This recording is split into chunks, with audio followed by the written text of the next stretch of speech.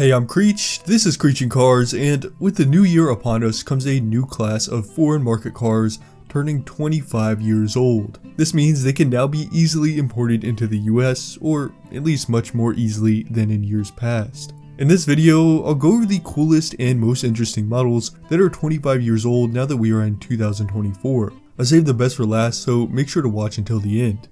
Let's get started with the Mitsubishi Lancer Evolution 6. The 6th generation of the Lancer debuted in January 1999 with some minimal improvements to the overall performance, but improvements nonetheless. The body style is similar to the previous generation as well, but I think the 6th gen is maybe the best looking Lancer. The 6 is the most recent importable model in this long line of rally champion cars that all offer just pure driving fun. There are also some really neat special editions of the Evo, but those probably won't come cheap. For a more on-road friendly Japanese sports car, the Nissan Silvia S15 will become available this year. The final S-Platform model from Nissan has become a JDM icon since it was discontinued in 2002. Like the Evo, the S15 came with a turbocharged 4-cylinder that helps create a driving experience that just doesn't show up on paper. The model has aged pretty well with its simple, sleek design language that is similar to its higher performance counterpart within the Nissan brand, which would of course be the R34 Skyline GTR that will also become eligible for importation in 2024.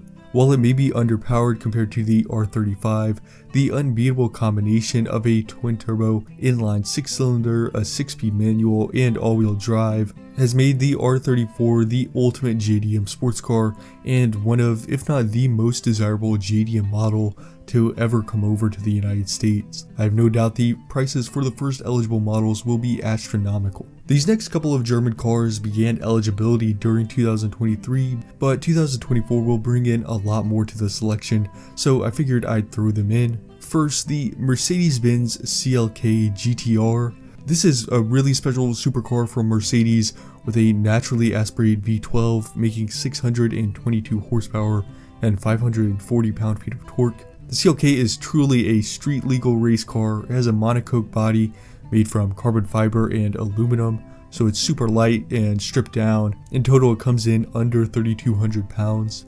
Of course, there won't be a lot of these for sale, and the ones that do make it stateside will probably push $10 million, so it's pretty unlikely that you'll ever actually see one, even though they will start to trickle over here.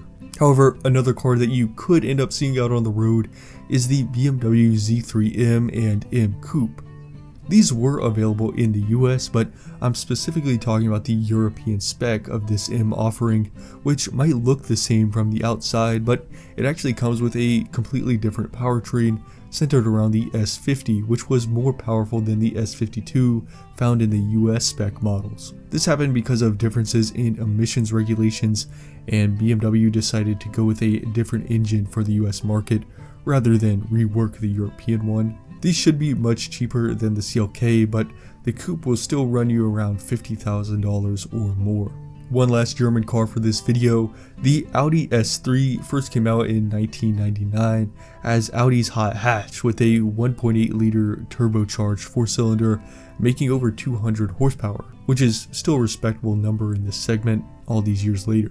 There are a couple of nice options offered for the first model year, like a Bose audio system, 18-inch wheels, and Alcantara inserts. The S3 has embodied the term pocket rocket for 25 years, and now we can finally have a chance to experience where it all started. On the luxury side of things, Hyundai first released the Equus in 1999 as its full-size sedan with S-Class level luxury. But for a decade before the Equus would be sold in the US, the Equus was virtually only sold in South Korea.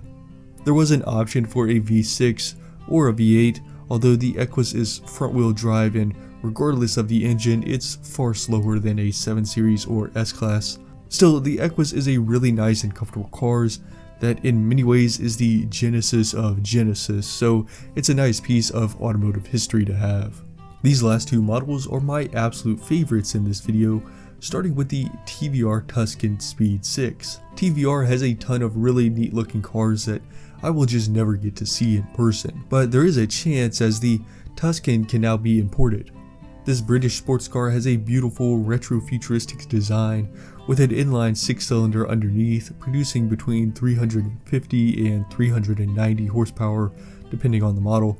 A 5-speed manual sends the power to the rear wheels, and the Tuscan's fiberglass body allows it to weigh under 2,500 pounds. The interior is pretty nice as well. Only 1,677 examples were made, so even if a lot of them are imported, it will still be a really rare car. But even rarer is the Pagani Zonda C12. 25 years ago, Pagani splashed onto the hypercar scene with its very first model, powered by a 6.0-liter V12 that was a lower displacement version of the engine found in the CLK GTR. The naturally aspirated V12 sounds great, of course, and it's helped out by a center-mounted quad exhaust. This massive engine was paired with a 5-speed manual and could get the Zonda from 0 to 100 miles per hour in 9.2 seconds. To top it all off, the Zonda has a beautifully crafted interior that Pagani has now become known for. As far as cost, the Zonda is the only car from this year that will rival the price of the CLK GTR, and there's really no telling what the total will be to bring this piece of automotive history